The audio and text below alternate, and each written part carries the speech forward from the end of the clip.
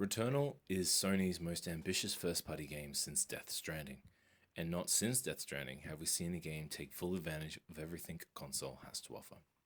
There are no spoilers in this review, and I will not be touching on the story whatsoever. I don't want to spoil the experience for any other players. With that said, let's crack on. Housemarque has delivered us the first real next-gen title.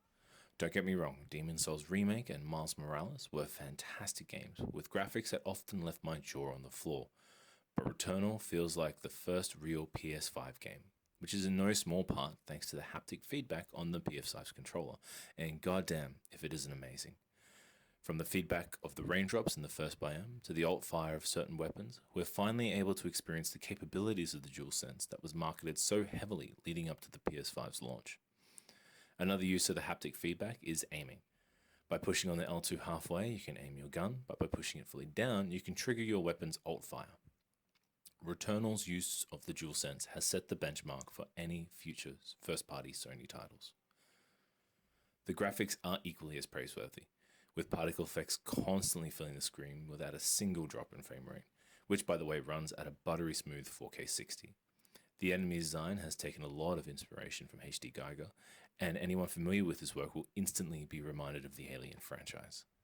The gameplay goes by at a lightning fast pace, with constant movement being the key to staying alive, which is easier said than done, especially when you're swarmed by enemies, but the frantic combat is without a doubt addictive, and no matter the criticisms I have of the game, which we'll get to in a moment, I always wanted to come back for more. Just always one more run before bed.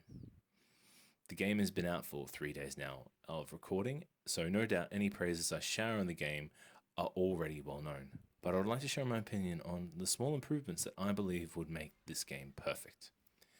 Roguelikes aren't my favorite genre of games. However, one of the best roguelikes I played the shit out of was Hades. The game was phenomenal, and in my opinion should be looked at as a benchmark for any future roguelikes. One of the systems that helped new players into the genre was your ability to choose your starting weapon for the game, and that weapon would always be with you no matter how many times you died. Returnal, however, always starts you off with the pistol, quite possibly the worst weapon in the game. I cannot tell you how many times I died because I got stuck with that pistol. Now, I understand why they need to provide players with weapon chests along the way. After all, players would always stick to their favorite weapon and have no incentive to swap. But I dare say most players wouldn't care. If you've had a crack at the daily challenges where you're unable to swap weapons, then you'll realize the gameplay is more fun with a weapon you're comfortable with. Another issue I had was flying enemies, in particular dive bombing bat creatures.